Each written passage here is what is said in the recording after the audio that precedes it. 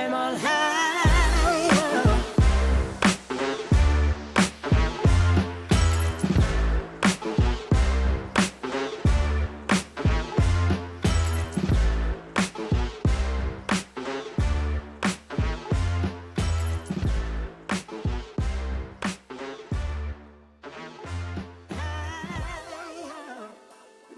Welcome to Summit Up, your one-stop shop for all things Denver Summit FC, with plenty of side hikes into the greater NWSL landscape, women's sports in Denver, and everything you should know about the culture and community of soccer at 5,280 feet.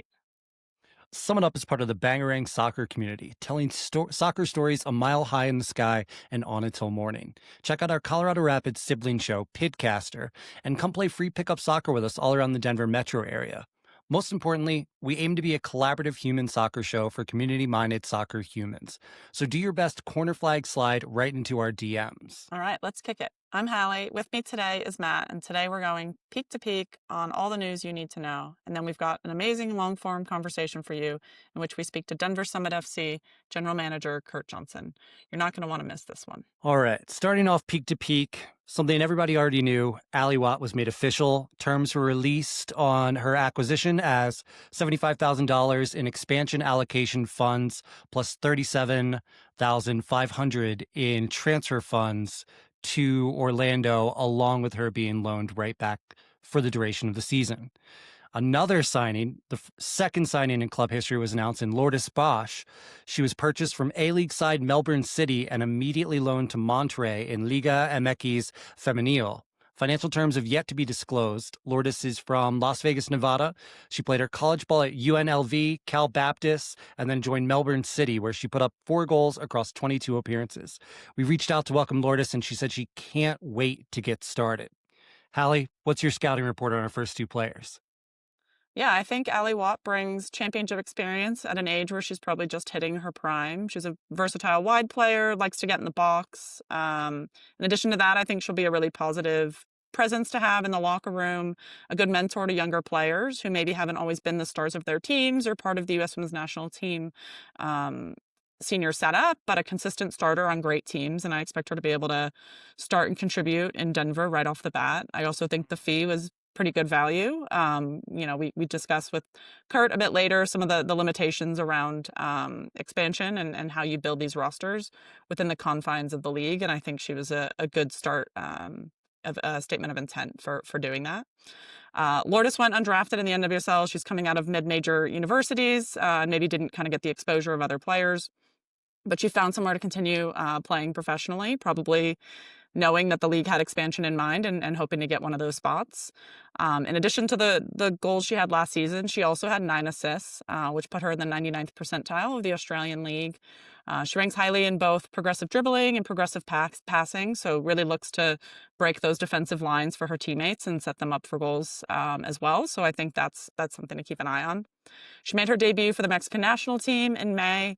I think some players can struggle with that leap from the Australian League to the NWSL, but she's probably a good depth player for now while we see how she develops in the Mexican League and for the Mexican national team. I will say on the national team front, a drum I always beat is it's so good to see players brought into these Colorado teams, any sport, mind you, that the huge and wonderful Latino and Latina community in Denver and Colorado can feel represented by and really, get up on match days to support.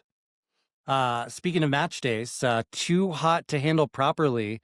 Controversy is stirring between the NWSL and NWSL-PA over the scheduling and delaying of last week's Kansas City Current versus Orlando Pride match, where air temperatures exceeded 90 degrees and I learned all about this weekend, wet bulb globe temperature surpassed the CBA's extreme heat threshold of 92.3 degrees.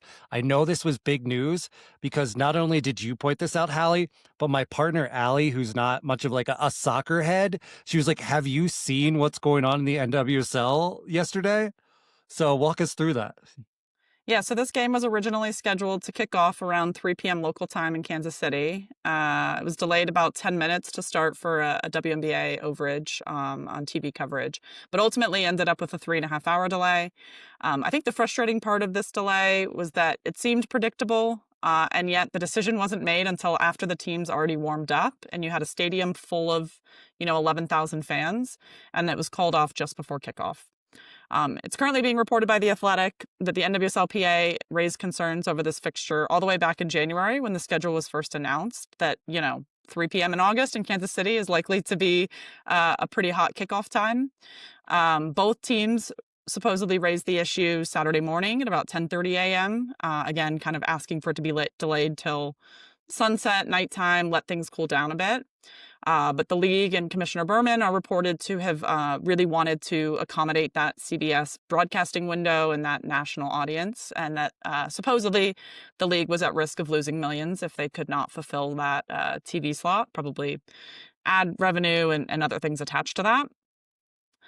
Supposedly, they may have threatened to fine KC for the way that they handled it. I think there'll be a lot more to come as time goes on here. But yeah, the temp was taken every 15 minutes until it got below the required threshold. I think the other frustrating thing there is you're keeping fans in the stadium, you're keeping players on their toes thinking you're going to start a game in 15-minute increments rather than just saying, hey, we're going to postpone it 3 hours, everybody can leave and come back. So I think it just wasn't a good experience for anybody involved. At least one fan was hospitalized at the game, and over a dozen others were treated on site for heat-related illness. I think this ultimately ties the league signed a historic $60 million a year broadcasting deal for last season that's in place for the next few years, that really tries to capitalize on national TV slots around prominent male sports leagues. And a lot of those open slots are noon to 4 p.m., which is, the hottest part of the day in most markets. The broadcaster's usually looking to pick games that are between top teams and based on stadium availability, so where you don't have conflicts with MLS or other teams. They're not really looking at potential weather issues. So you look at markets like Kansas City, Orlando, Houston, North Carolina, and it just doesn't seem like these midday summer kickoffs are a sustainable plan for the league and for broadcasters. It's not really in the best interest of the fan experience or the player experience.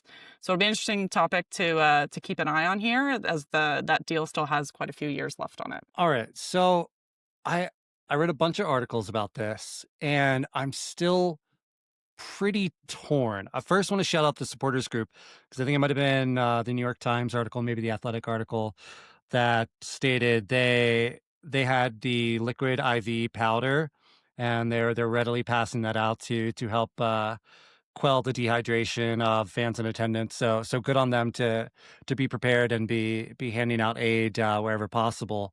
As for the actual playing side of this, both of us have lived in Colorado for a while. We've attended sporting events in Colorado, you particularly sporting events all around the world. Climate is a big buzz issue, in particular with sports scheduling in today's day and age. Where do you fall on, I might just be boiling it too down, but playing a really hot match in August in Kansas City?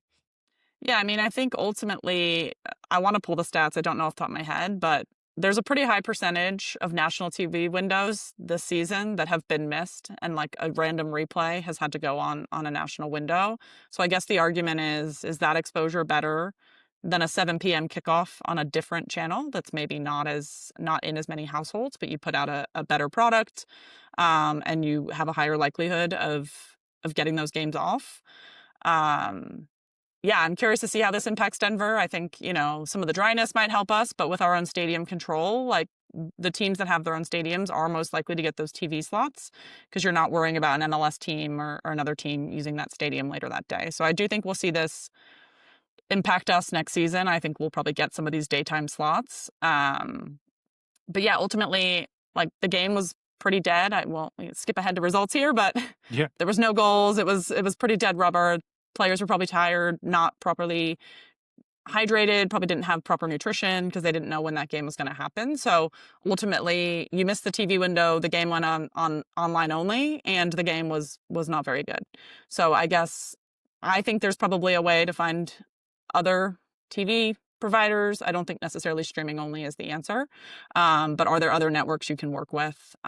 Or can you prioritize games in markets that have less likelihood to be reaching those temperatures on midday in August, and save maybe those fixtures in those markets for the fall or the spring when weather's likely to be a little bit better. Yeah, there's been a lot of talk with the MLS scheduling potentially shifting to match the FIFA World Men's Soccer schedule, and some of the wild theories I've seen have been like, all right, Florida gets all the winter games and Colorado gets all the spring games, kind of thing. Like we would just have like almost like season nuclei in which these games happen, and that conversation I'm sure is being had with NWSL too, and just wild in the year of our Lord 2025. We're talking about maybe we can't hold daytime games. And it's a real concern. That's not to detract away from the situation. The NWSLPA that's doing excellent work negotiating and looking after their players. In other news, the league saw a new world record signing with Jacqueline Oval, who was linked to Barcelona and Washington Spirit, amongst others, joining Orlando for a reported $1.5 million from Tigres. I saw the women's game pose the question of who might be the first $2 million NWSL signing. So what are your thoughts on that, Hallie? Yeah, so I think it's interesting. I also saw a post that the current top three were all CONCACAF players. So in addition to Ovalle, you've got Liv Smith, who just signed at Arsenal for like 1.3 million, I think, and Naomi Girma, who signed for Chelsea for about 1.1 million, I think, in January. So my bet is that it's maybe time for a European to have a say here, maybe a Spanish or English player. I think it could have been Trinity Rodman, but it looks like she'll finish out her contract and become a free agent, so she won't have a transfer fee attached to her name. But yeah, there's always rumors swirling around Barcelona. They've got some lifelong players who came through their academy, like Alexia and Aitana, and they've got all sorts of financial issues they're trying to solve over there. So maybe one of them sees greener pastures. Then there's also always positional specialties that are hard to find. So like DMs are really hard to find in the women's game. So you could see someone like Sam Coffey, because there's only, two or three maybe elite sixes in the women's game. And if that's a hole that a big team has, it recently came out that she had signed an extension that never got released by Portland, which was a bit of an odd one. So could see someone like her, going in that range as well. And then we've got the roundup of the rest of the league matches that happened this weekend. So Spirit tied things up versus Louisville with the literally last touch of the game through Rose Kawasi. Louisville dropped 2 points that they really could have used in that playoff push. They'll be disappointed with that and looking to bounce back. Saw a scoreless draw between Utah and Angel City. We already talked about that KC Orlando, which was another scoreless draw in the league. And then North Carolina Portland played to a 1-1 draw with goals from Olivia Moultrie and Tyler Lussey. Wave continued their impressive run with a dominating display at Bay. They conceded a penalty, but still won 2-1 with a Kenza Dolly top-of-the-box banger. If you haven't seen it, go look it up. She was snubbed off the French roster for the Euros, and she's on a little bit of a revenge tour maybe for the rest of the season there. Gotham gifted Houston 3 points in a pretty wild game that also saw a weather delay, although that was suspended after match play in the second half. Emily Sonnet with an own goal and a bad back pass to AKB. And then a last gasp winner from Michelle Alozia in the 93rd minute saw Houston steal those points from Gotham pretty late. All right, so there was something truly after dark, NWSL after dark, that happened. It was 90th plus 9th minute, I believe. So like the literal death, if you will. The Seattle Reign and Chicago Stars. Take us through that one. Yeah, I mean, who do you want in the box? 90 plus 9, you're down by 1 goal. You got a corner kick, last gasp. Alyssa Nair. Alyssa Nair, not in goal. You want her in your box with her feet, apparently, is what we learned Monday night. So yeah, Seattle had a 3-goal lead. Brought on players like Mia Fischel, Lynn Biondolo. You'd think that game is pretty much in the bag. But Chicago had other things planned, got 2 goals back, and then sent Alyssa Nair up in the box. And scramble in the box resulted in her first NWSL and probably career goal. I don't know about her college scoring history, but it was her 200th NWSL appearance and a pretty memorable night for Alyssa Nair in Chicago, who have really struggled this season to put a whole lot together.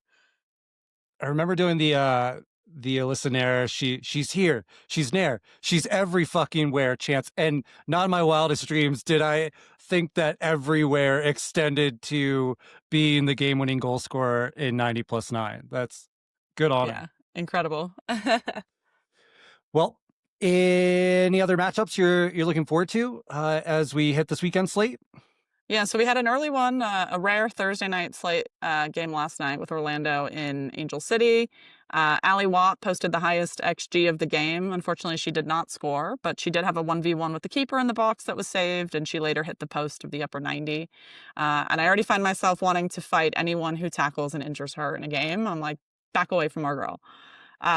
So yeah, Angel City stole that one 1-0. Other matchups this weekend, Bay FC are hosting Washington Spirit at Oracle. They look set to break the attendance record for any U.S. women's professional sporting match, a record that we hope Denver eventually breaks. I know we pressed Jen on that one We called her out last game episode. one. Game one at Mile High. So we'll get there. We'll know what our number is that we have to beat. But yeah, Bay desperately need those points to stay in the playoff position hunt, and Houston are hosting Seattle in a similar position. They really need some points to stay in that playoff mix as well, and they might be looking to capitalize on those defensive frailties that Seattle showed. I don't know if Jane Campbell's going to get up in the box for Houston, but maybe something to keep an eye on.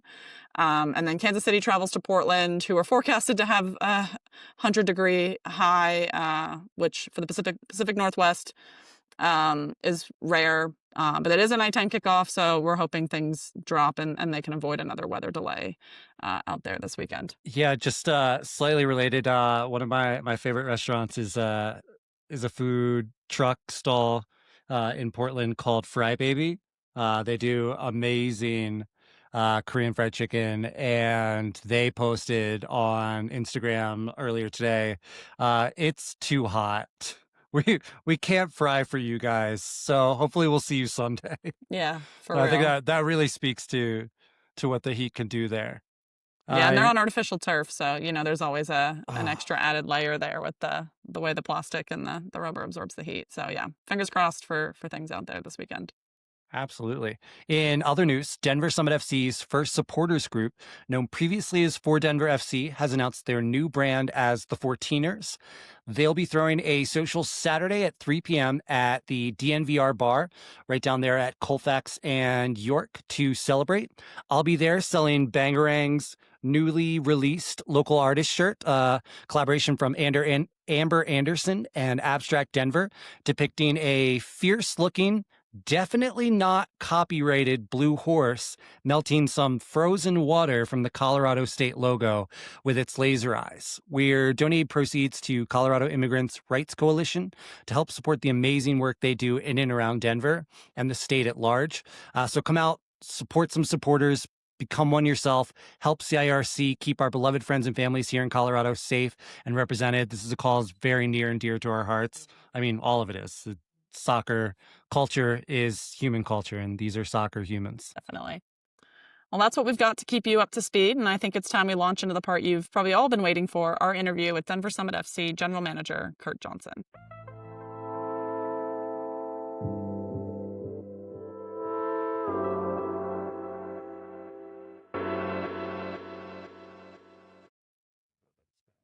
Hey Summiters, I'm Hallie, joined by my co-host Matt, and we're back this week with another incredible guest and interview for your ears and eyes. A native of Raleigh, North Carolina, an ACC champion soccer player, he's been a kicker, wizard, hurricane, courageous, and now seeks the summit, bringing with him an MLS Cup, a US Open Cup, 2 NWSL championship trophies, and is the first general manager of Denver Summit FC. Curt Johnson, welcome to the show. Thank you. Appreciate the introduction, and glad to be here and glad to spend time with you guys. Thanks, Curt. Thanks, Curt. As we did with Jen, we'd like you to take off your GM and maybe soccer industry hat and tell us a little bit about Curt Johnson, the person. Okay. So yeah, I'm a dad, I'm a husband, I'm a son, a brother, and somebody who's grown up with the game, probably kind of first generation. I'm 56 going on 57. So the sport in this country was really new.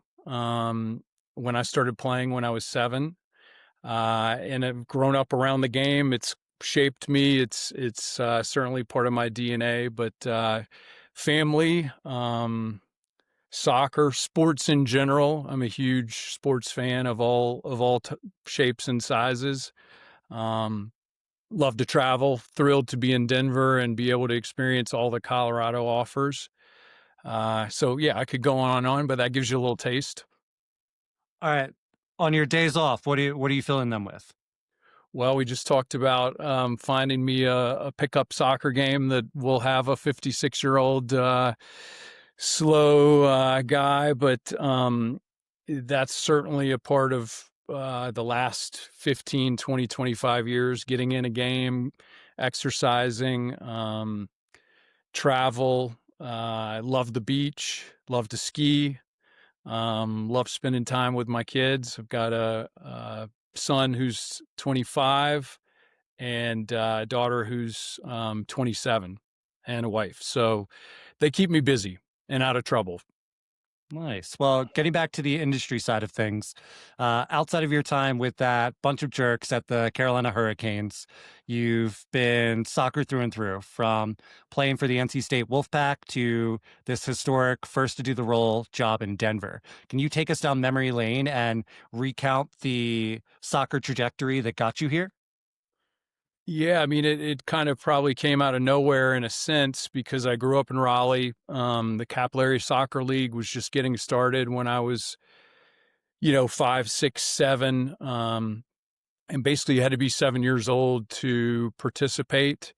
Football, I think you had to be 9, basketball, maybe 8 or 9. And so I kicked my first soccer ball, at a practice as a part of Capillary Soccer League, which is now NCFC Youth. Played with, it was a co-ed team, boys and girls. Grew up in that system, learned the game, played at a high school that had a soccer culture, boys and girls, excellent high school team, and culture around the sport. It was treated as an important sport in our high school. We had a lot of quite good resources at the time. And high school and college soccer at the time was really the main outlet for the sport in this country. There were really no pro leagues. NESL was around for a little while on the men's side. The national teams were non-existent at that time.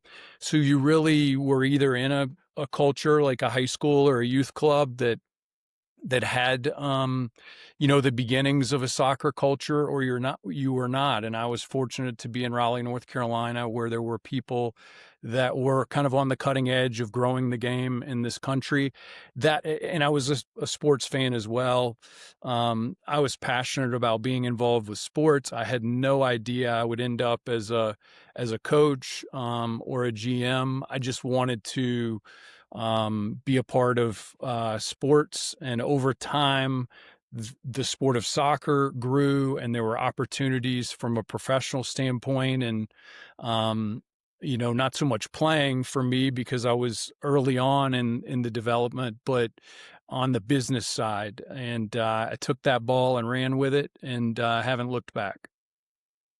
Nice. So with that length of experience and the breadth of experience, what about Denver Summit FC and a soccer project from scratch drew you to this opportunity? Yeah, so as I've said, I've been involved with boys and girls, men's and women's soccer for 50 years. I've been fortunate to help to grow the game. Hopefully, I've done my part to build a lot of different organizations. When I was with Adidas, growing the game in the Midwest was certainly a part of my job description, both boys and girls, men's and women's soccer, men's college programs, women's college programs, youth tournaments that were co-ed.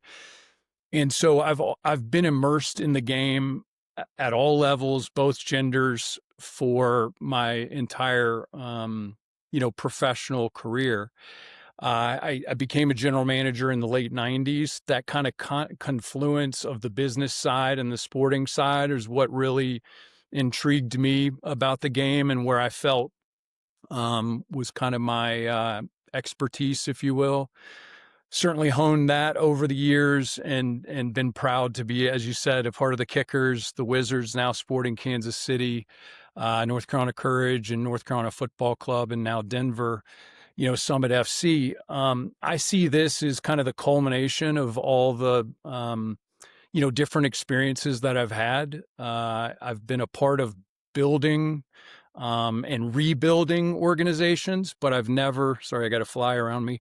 I've never had the fortune or the opportunity to be a part of an organization from scratch. Most of the time when a general manager comes into a job or even a head coach, there are problems.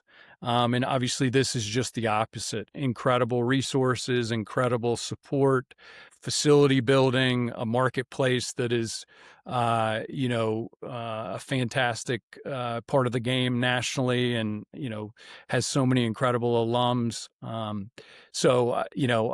happy to be a part of something with so much wind in the sails, and I'm working just to fuel that every day.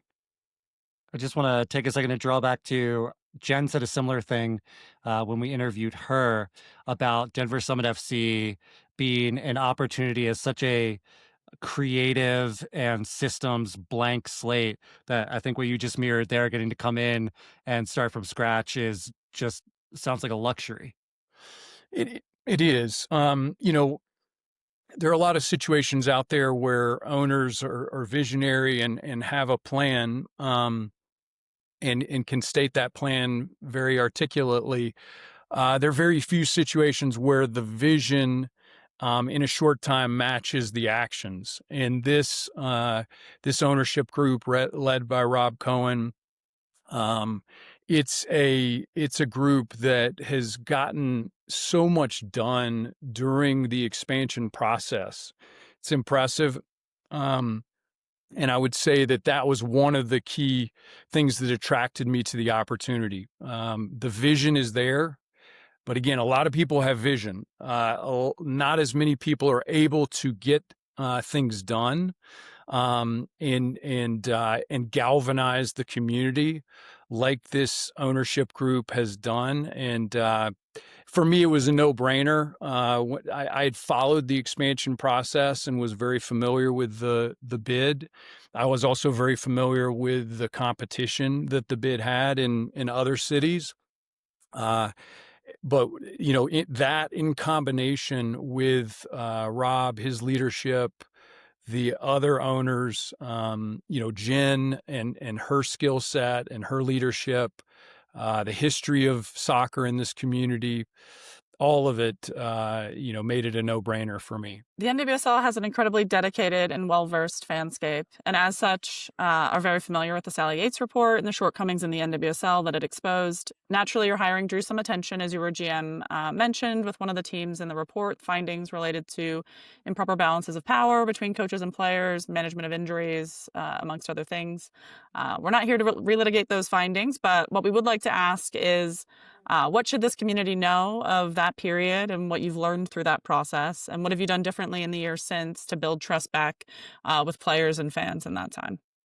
Yeah, obviously it's a very important topic. And, I've been involved in the sport for 50 years. And, I think societally, abuse of power is a problem, right? And obviously it's reared its head in soccer and specifically in WSL. I think the first thing that I've learned is, take action immediately when you find out there's a problem. And I'm proud that we did that in our situation. I think the outcome of the series of abuses of power, if that's the right way to say it, in the Yates report is a huge asset to all of us going forward.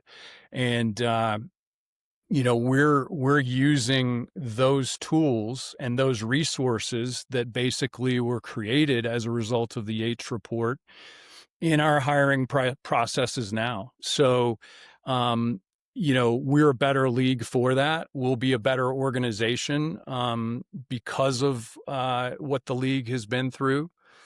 And in the reality, it's a day-to-day thing. It's a day-to-day line of sight to character and who you're hiring, and information sharing, which I'll emphasize again, was one of the keys to the downfalls as relates to hiring. So, this is a topic that we could certainly talk about for hours, but I know that the league is in a better place. And certainly all of us that lived through that period of time in NWSL are sharper and more focused and, more aware than ever in terms of the importance of sharing information, hiring processes, and, creating the league that we all want to be a part of. Kurt, I appreciate you taking that question and giving us your perspective on it. Moving back to put the onus on your soccer playing days, you were an ACC champion midfielder, correct? Defender. Oh, defender. Okay. Yeah. All right. Yeah. It can be said that players turned coaches have a soft spot for their position and playing style. If the same is to be said for general managers, can you tell us what your playing style was like and what you see in the modern defensive skill set in the NWSL? Well, I was fortunate to play, as I said, in a community where there was a lot of passion for the sport, much like here, but that was many years ago. So, look, Anson Dorrance was a big influence on me. He at that time he coached many teams, not just the men's and women's soccer teams at UNC. He was a youth coach as well, and he moved me from forward to an outside defender, which was a huge moment in my career as a 13, 14-year-old, because I wasn't going to be a forward that probably, translated, to the ACC or Division I soccer. But as a defender, I did translate. I was an attacking right back. Loved to get forward, but also was pretty good in the air and had some speed and athleticism. So I was able to parlay that into playing at NC State, and we had incredible teams at the time. You mentioned the ACC tournament. We also went to the Final Four. Our women's team was exceptionally strong back then as well. Charmaine Hooper, one of the best Canadian players of all time, was our key player. And so again, soccer was a big part of the culture of the school, and having successful teams and national team caliber players, Tab Ramos, Henry Gutierrez, the list goes on. I was fortunate to play in that environment, and that served me well in terms of my coaching career and, more importantly, my GM career, because I was exposed to the game at the highest level of U.S. soccer at the time, where we had national team caliber players and players that went on to play, in Major League Soccer and the women's pro leagues, as well as in World Cups. So I was very fortunate, both as a player, to be a part of that environment, but also it served me well, has served me well, I think, in my career. Charmaine Hooper was a huge star of the initial WSA league in the U.S. For those who aren't familiar with her career, Please look her highlights up. She was as good as yeah. there ever has been, in the women's game, in my opinion, and didn't have obviously all the resources playing for Canada at the time. The reality is that was not a very well funded national team at the time, and like many of the women I've had the good fortune to be around, she was a pioneer in Canadian soccer, and a lot of the reason why Canada soccer and Canadian soccer is as successful as it is now is because of people like her pushing the game forward. Most definitely.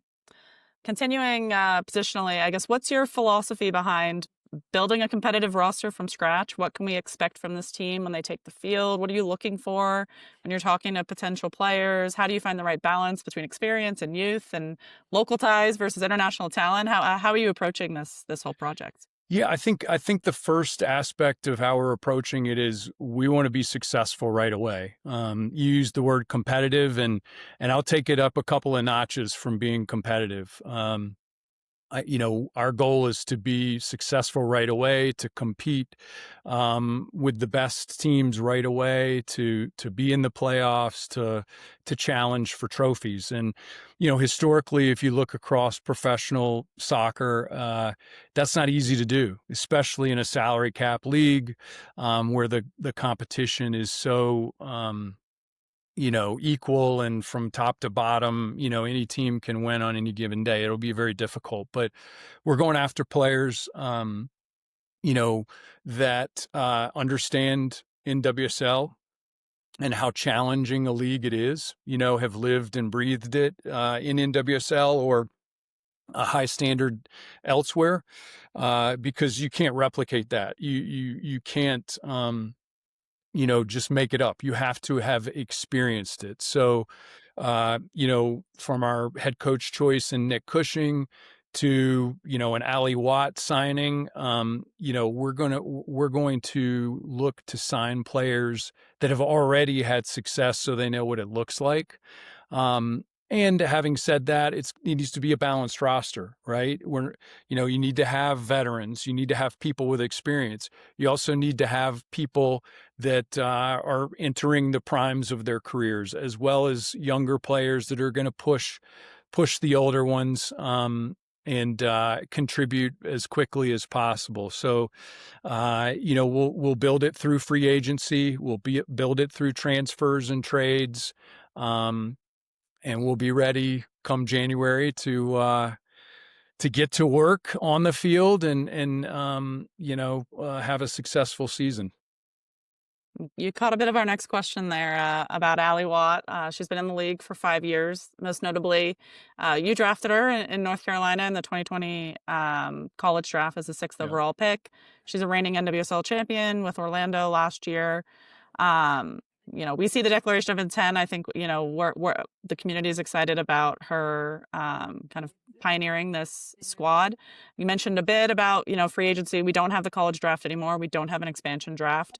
What's that kind of recruiting story looking like? Or, are you seeing that story resonate with players that Yeah. you kind of talked to us about here? Great thing to touch on is, we've had dozens and dozens of, calls and presentations that we've done to players and agents over, the past couple of months. And one of the things that just bolsters me, buoys me, is the response that we've gotten. I mean, everyone has respect for this project, for the 14,000 plus season ticket deposits, for the history of soccer in Colorado, for the ownership group, for the facility building that's taking place, the excitement out in the player community, the agent community, the coaching community for Denver Summit FC is off the charts. And so that's, in essence, I'm selling, right? I'm recruiting. And to be able to sell something that has that much connectivity, that much excitement is a really fun way to go to work every day. And I think we're going to benefit from that, certainly, whether it's over the next couple of months, signings, a year from now, 2 years from now.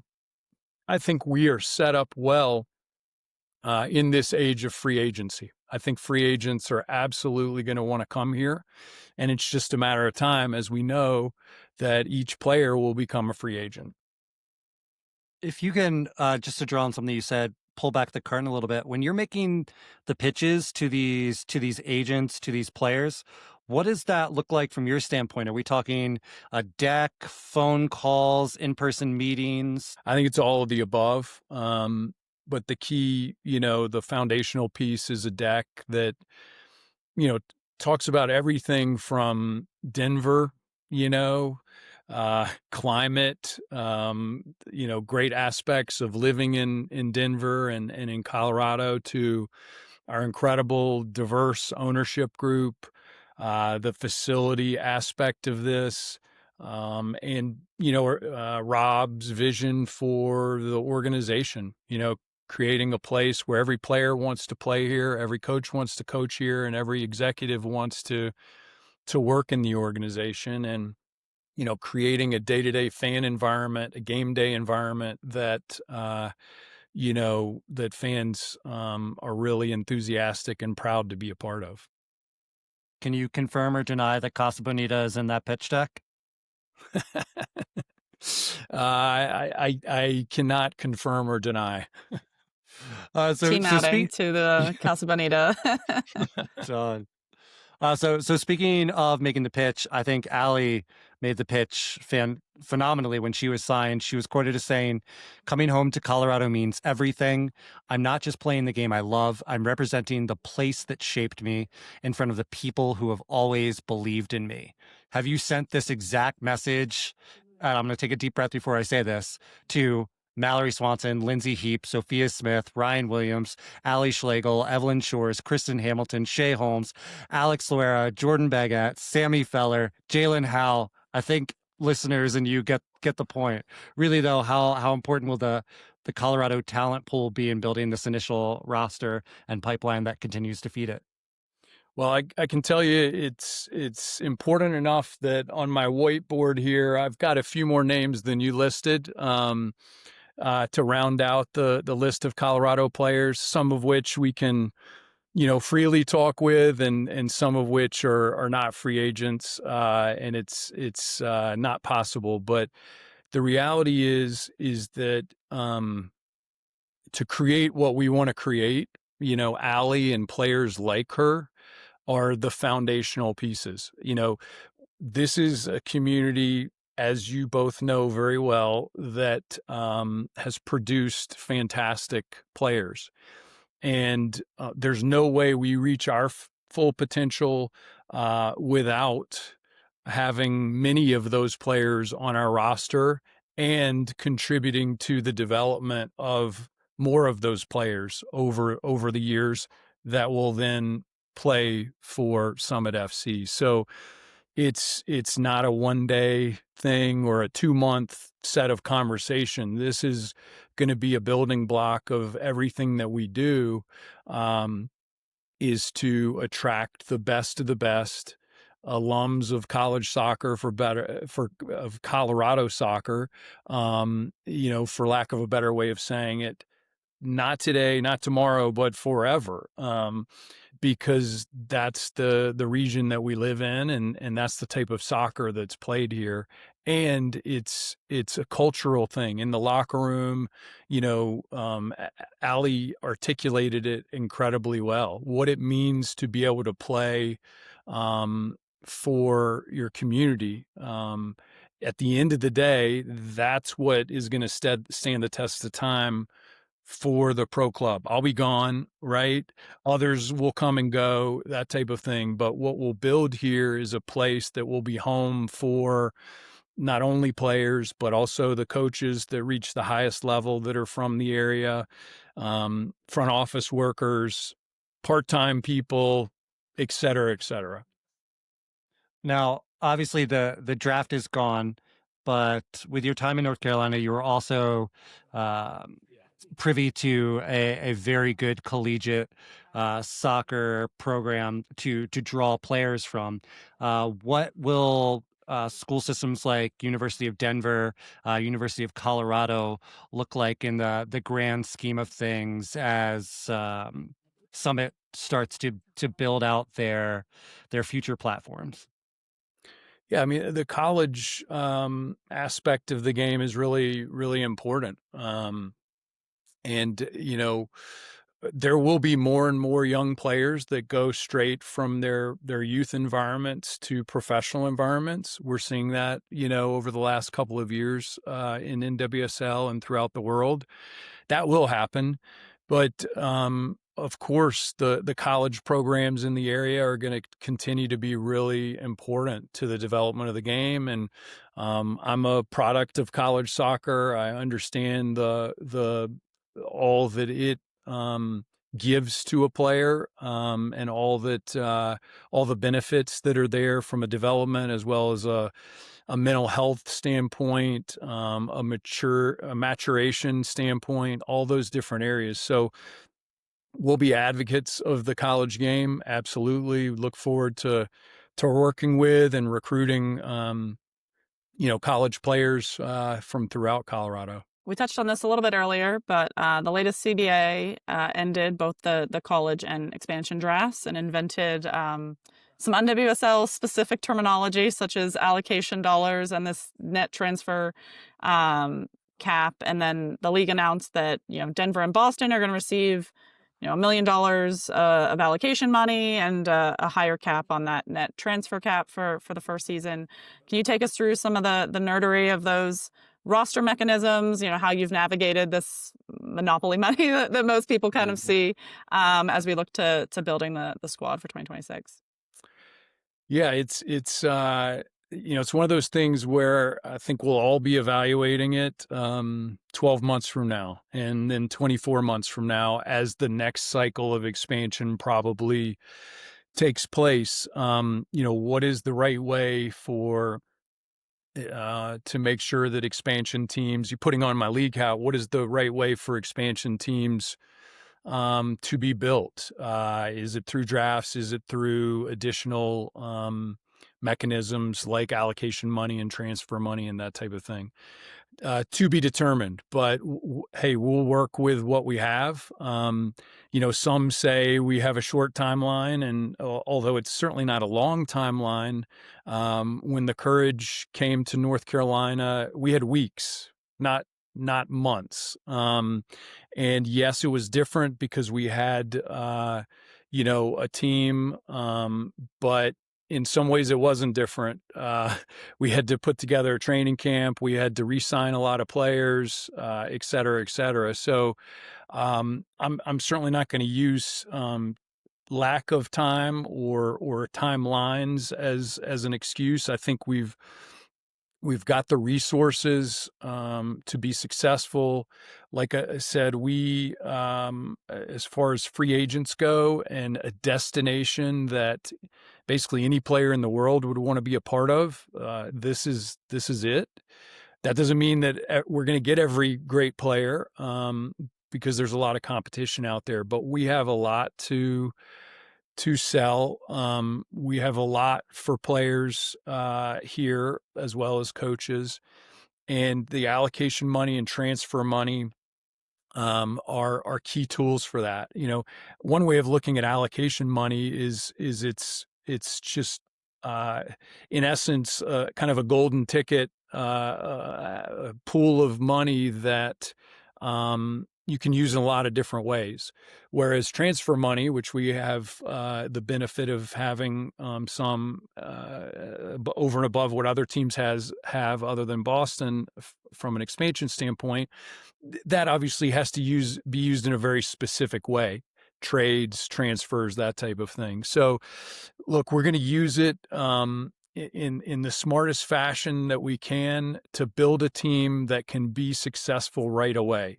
It's not as though we have a 4-year plan to, get to NWSL championship game in 4 years. No, I mean, obviously it's going to be difficult to do in year one, but certainly, if at 30 plus years as a general manager, I'm not in this to build over many years. And I know that no players are in it to do that. No coaches are in it to do that. We're in it to use the money wisely so that we are set up for many years to come, but not to lose sight of years 1 and 2 for sure. We want to be successful right away. All right, Hallie, we need to mark down his quote without any context for the T-shirts that says we're going to get every great player. Like, we've got it on record. So speaking of gets, it was recently announced that you and the team have hired the first ever head coach in Summit FC history in Nick Cushing. Nick comes with a bag of silverware. What can you tell us from your perspective about why he was the choice as a person and as a coach? We were as we touched on with the players, right? We're looking for players that have the experience to be successful right away. And we were looking for the same thing in a head coach. somebody who's been there, done that, for lack of a better way to say it, in the sense of a builder. He built the Manchester City women's program basically from scratch. Someone who has been a development coach, meaning that's how he wasn't someone who was thrust into the head coaching job and had never coached before. So people can be successful doing that. We've seen examples of elite players that have success right away being a head coach, but we wanted someone that also, had this development background, a teacher, if you will. We wanted someone who's already won trophies at a very high level, and Manchester City clearly did that. And we wanted someone who was dying to get here and be a part of this project and saw it as a project, not a head coaching job, but a project to be involved in all aspects of building a club, from working with fans to fellow staff members, being a recruiter, all those different things. So, and had the personality to go with it. Somebody that has charisma and is fun to be around, is a teacher. That culture is important to him, and so he was at the top of the list because of not one of those characteristics, but because of all of them. Elaborating on that, Curt, I guess, what did the candidate pool look like? What did the timeline look like here? Kind of what constraints were you guys working with, and how vast was that search? Yeah, so I don't think there were constraints. Obviously the timeline is what the timeline is. We certainly wanted someone as soon as possible, but we also wanted to make sure that we got the right person. And as we mentioned before, that we worked with the league and all of the different protocols that are in place now. And so it was be quick, but don't hurry, kind of the John Wooden phrase. On a parallel path, we were having our free agent calls. Some free agents like an Hallie Watt are going to fit into basically any team. So we were able to have those conversations while we were doing a very thorough interview process. It was a very diverse pool, both in terms of the people themselves as well as where they were from and what leagues they coached in. A challenge certainly is that we're in the middle of the NWSL season, and so a lot of coaches are under contract. But at the end of the day, what we got in terms of our first head coach was exactly what we were looking for. Again, because of the characteristics that we mentioned before. Something celebrated in the hiring of Gemma is her being a woman leading a women's organization. Conversely, Nick Cushing's and your own hiring has brought questions of a woman's availability or qualification for those roles. You've touched on the fact that you both are highly decorated men taking the helm and have the experience to build out immediately.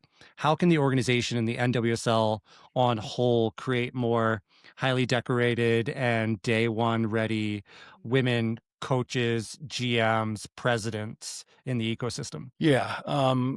That's a long conversation. I think generally speaking, it's the leaders of the organizations creating a great place where people want to work, and we'll do that, right? Needs to be a part of the hiring process, not just for the head coach or the GM, but for all roles. I think U.S. Soccer has a role to play in this to make courses and opportunities more available to a more diverse group of people, in particular women. And I think it is a work in progress, but I can assure you, it is a day to day. It's a part of my thought process that the players deserve a organization that is representative of them. And so you'll find that we have assistant coaches and operations people, medical people, that come from diverse backgrounds. And that means female, that means male. et cetera. But you're right, I think, in saying that the pool of applicants is not as diverse as any of us would want it to be. And I think there's a lot of work to be done to broaden that pool. Thanks, Curt. A question we asked Jen, can you run through for those of us who may not know, what's your day-to-day, your week-to-week kind of job responsibilities looking like? How has that looked from your hiring till now in terms of priorities and what you're doing? Yeah. So I have January 1 kind of in mind, as the light out there. But I try not to think about it too much because, if you think too much about what needs to be accomplished between now and then, it does feel a bit daunting at times. The reality is it's a lot of parallel paths. We're certainly building our roster. We just hired a director of scouting and recruitment that we'll be announcing soon. And the reality is the parallel paths are building the roster, building our staff, and that'll come in waves. We've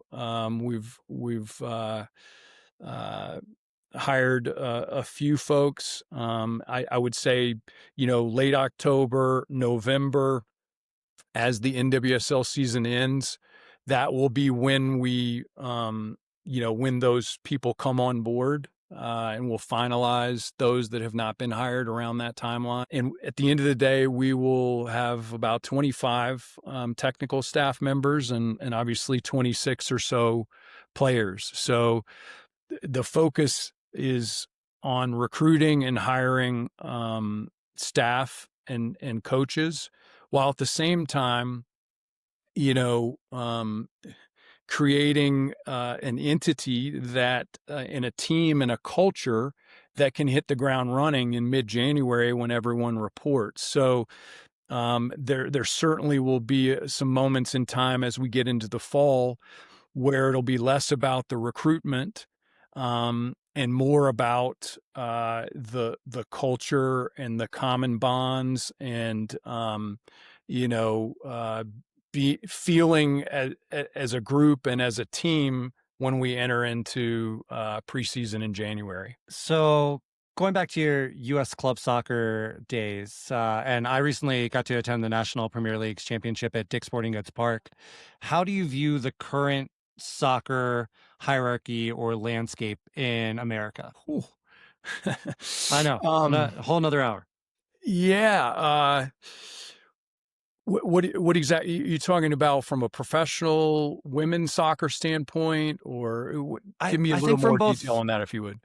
Yeah, that's it. I mean, that's good feedback to better phrase the question. I think as a soccer player, soccer fan, and now soccer professional, how do you view the current state of our bringing youth up through the system and preparing them to be professional soccer players, successful humans and professional soccer players? So the way I interpret that is kind of the youth to pro question. I think it's evolving very quickly. Let's say 15, 20 years ago, there was this moment in time on the men's side where it changed from a youth to college to professional pathway to a youth to college or pro. And I think the reason why that's happening is because of how solid NWSL is, the ownership groups, the increased salaries, the day-to-day training environments that most NWSL teams now, the whole league has elevated. And as a result of that, you see more and more young players that are interested in the professional game, jumping straight from youth to the professional game. I think the league still has a number of things to do in order to really streamline that, if you will. One of them is rules that enhance the ability for teams to focus in on and recruit younger players. The example would be the much debated homegrown player rule in MLS. Uh, I think that the teams that invest in youth player development, meaning NWSL teams, if you invest in it, there should be a reward. I'm not saying it should be exactly like the homegrown rule, but there should absolutely be a reward so that investment, there's a return on that investment. While at the same time, the players need certainly some ability to choose their pathway and their destination. So that's a lot just in and of itself. That's one aspect of the conversation, but I see this evolving pretty quickly now, because I think the desire from young players is there. You look at Olivia Moultrie, you look at a Riley Jackson, you look at Hutton in Kansas City. I mean, these players in their teen years can absolutely play in this league, be successful, enhance their careers, make money, and I think be fulfilled as people. And it takes all of that. You have to have really strong infrastructure within your club to support a teenage player. That's not just on the field, but off the field, and from a mental health standpoint. So, boy, there's a lot to consider on that topic. But the reality is it is evolving. It is changing. And I think that the league is better equipped than ever with some additional adjustments and rule enhancements to create a more streamlined youth to pro pathway. Additionally, I think that there's a need for NWSL teams to have second teams, whatever you want to call it, whether you call it a reserve team, a second team, a reserve league. The reality is players 18 through 26 on a roster in terms of minutes played need the opportunity for more minutes. And I think there's a strong argument for the elite youth players out there, 15, 16, 17, 18-year-olds, to be able to play more with pros. How you make that happen is above my pay grade in some ways. That'll be a league decision, a U.S. soccer decision in a way, but we'll be ready to participate in that when the time comes in a collaborative way with the Denver soccer community. I promise next time we'll ask questions like favorite ice cream and favorite soccer movie. Man, yeah. We're getting all the heaters out using on the first all my interview. brain power. Curt, obviously the 1999 home World Cup and the success of the U.S. women has given us a whole generation, arguably multiple generations of incredible players and talent and leagues in this country. Looking to, the 2031 Women's World Cup bid in the U.S., how do you see the state of women's soccer? Where can it go? Where does it need to go between now and then? And the legacy that might build from hosting a tournament like that again in the U.S.? Yeah, I think World Cups, kind of throw gasoline on the fire. And we've got an incredible fire burning in a positive way. We've got tons of energy, excitement in the women's game, and hosting a World Cup fuels that even more. You talked about the impact that the 99 World Cup had on you. For me, it was working at Adidas and the 94 World Cup being in the United States. I was of that age where it just opened my mind to the possibilities of the sport. So we're two examples of what a World Cup can do for our love of the game, our belief in the game, and our involvement in the game. And that this next generation, that's what 2031 is going to be for them. I think it also fuels the business leaders as well. It initiates a whole new group of business leaders to the potential for the game, the global aspect of it.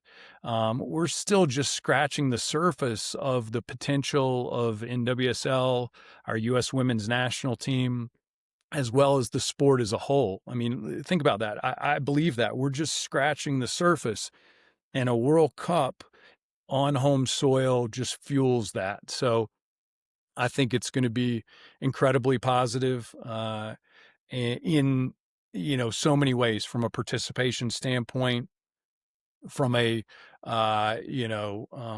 young players and a hero kind of perspective, as well as business leaders and community leaders, facility building, funding, public monies to help drive the sport forward. All right, putting you on the spot, 2031, we're hosting women's World Cup matches here in Denver, right? Right? Absolutely, absolutely.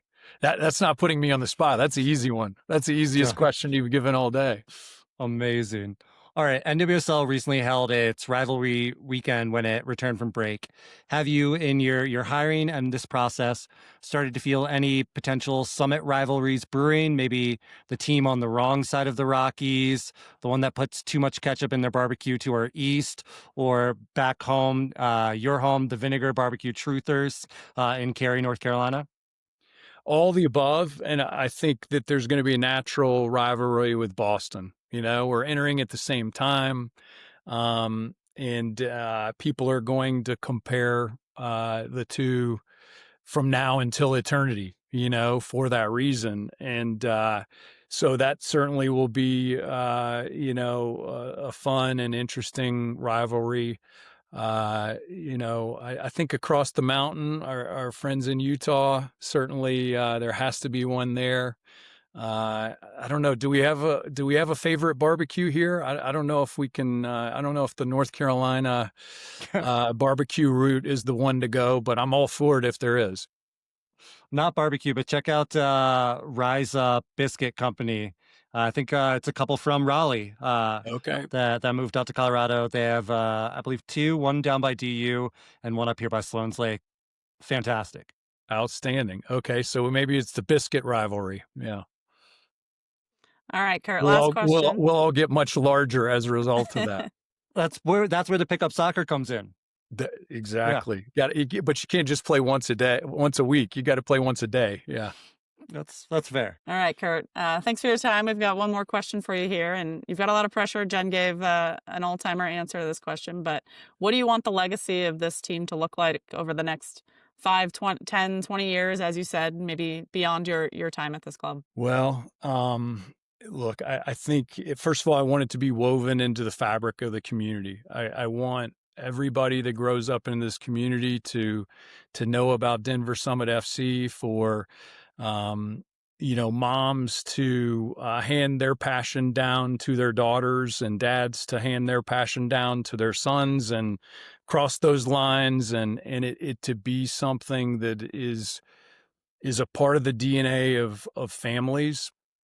I want every young soccer player, as a result of Denver Summit FC, in this area, and certainly some nationally, to for this to help them drive their passion in the game. I grew up around ACC basketball, and the impact that ACC basketball had on me in terms of loving sports, loving competition, being competitive, hopefully in a constructive way, teaching health, nutrition, et cetera, et cetera. So to impact all facets of the community, and just be something that 20, 30, 40, 50 years from now, people say, I'm proud of that organization. Awesome. Thanks, Curt. Thank you so much for your time and this conversation. We really appreciate it, and we know that the community will too. If you can't tell, we're really excited for you, the team, and Denver Summit on a whole to kick off this spring. I appreciate your time and the opportunity to be with you. Let's do it again. And conversations like this, and podcasts, and reporting on the team, all of it is really important to getting the word out, and the personalities. You're going to have a chance to talk with our players, and be able to tell their stories, which I'm sure will be a lot more fun listen. But the bottom line is, it's all important, and really appreciate y'all's time.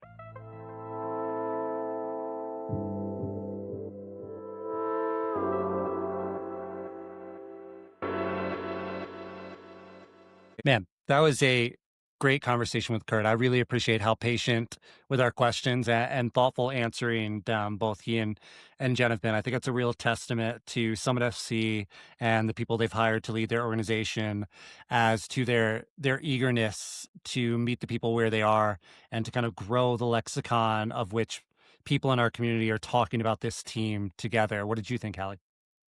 Yeah, definitely. I think there's a lot of transparency there, even in some off the cuff answers, and you can tell they're really looking forward to being part of the wider community, the wider soccer community, outside of just the day to day in office. So, yeah, Kurt's looking for some pickup. Find him at your local fields on weekends while his schedule allows it. So. Yeah, we look forward to seeing some posts of people who find him out in the wild.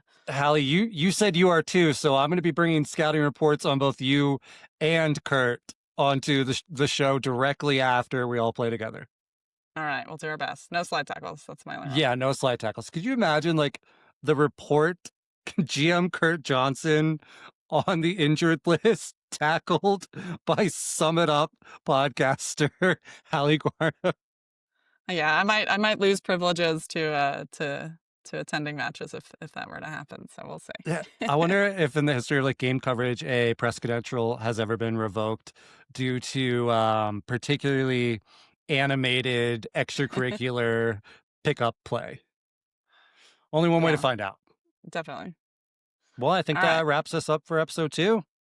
Yeah, be sure to check us out on socials at Summit Up Show on Instagram and Summit Up on Blue Sky. You can find me at H Guardo on Instagram and Hals517 on Blue Sky. Matt, where can we find you? You can find me at Matthew Wick on Blue Sky. Also check out our sibling show at Pitcaster on Instagram and at Pitcast on Blue Sky. Our intro outro music is Climb On, the late night radio remix by Denver's own Maddy O'Neill, featuring Briscoe Jones. Go to MaddyO'Neill.com for info and tour dates, including her September 27th show at Red Rocks Amphitheater. How about we end with a sum it up? Let's do it. Well, you have to say sum it up. Thought you were going to go first this time. Oh, okay. Sum it up. Sum it up. There we go. We'll get it by episode 3. All right.